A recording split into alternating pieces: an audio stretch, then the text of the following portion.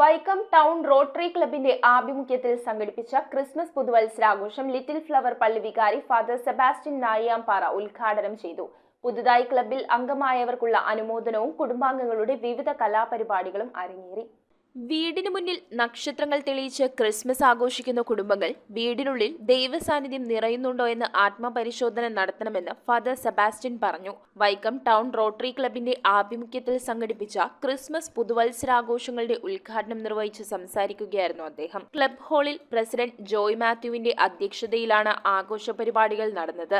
യോഗത്തിൽ പുതുതായി ക്ലബിൽ അംഗമായ അഡ്വക്കേറ്റ് ഭാഗ്യലക്ഷ്മിയെയും നവദമ്പതികളായ ജസ്റ്റിൻ, ചിന്നു എന്നിവരെയും അനുമോദിച്ചു. Club secretary KS Vinod, treasurer M Sandeep, D Narayanan Nair, Jeevan Sivaram, Vincent Kalathara, Rajan Pothi, Anand Peter, engineer Rajendran, Jayalakshmi, Harikrishnan, PA Sudheeran, NK Sebastian തുടങ്ങിയവർ പങ്കെടുത്തു. തുടർന്ന് കുടുംബാംഗങ്ങളുടെ വിവിധ കലാപരിപാടികളും അരങ്ങേറി. News bureau, Vaikom. എന്താ ഒരു ആലോചന? നല്ലൊരു ആലോചനയാണ്. അതെന്താ ആലോചന? ഒരു കല്യാണാലോചന. എവിടുന്നാ? ചാവറ മാട്രിമോണിയിൽ നിന്ന്. ഇനി ഒന്നും ആലോചിക്കണ്ട, നല്ല ആലോചനകൾക്ക് ചാവറ മാട്രിമോണിയിൽ രജിസ്റ്റർ ചെയ്യൂ.